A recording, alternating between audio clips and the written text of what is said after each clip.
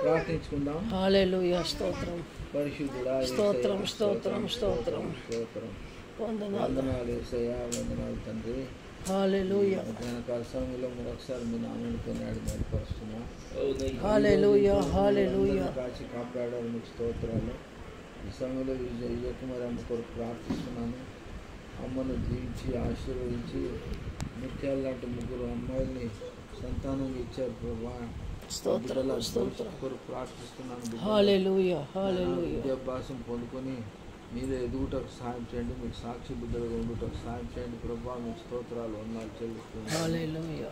అమ్మ విజయకుమారి ఇంట్లో కూడా మీరు యజమానుడుగా ఉండండి, రక్షకుడుగా ఉండండి, కాపరిగా ఉండండి.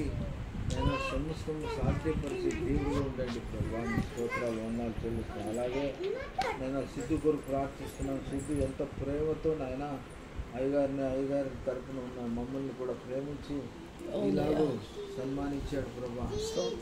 మీ బలమైన అసలు చెప్తున్నాను, చేస్తున్నా పని పాటలలో తోడుండండి, అన్ని విధముల కాచి కాపాడండి నాయన. మీ స్తోత్రాలు సమస్తం మీకే సమర్పించుకుంటుంది నాయన. మరి జయశ్రీలను స్వీట్ని కూడా మీకు ఒప్పుకుంటున్నాను. బిడ్డలందరూ మీకు ఒప్పుకుంటున్నాను. అడిగి తండ్రి. ఆమేన్ ఆమేన్ ఆమేన్. Praise lord.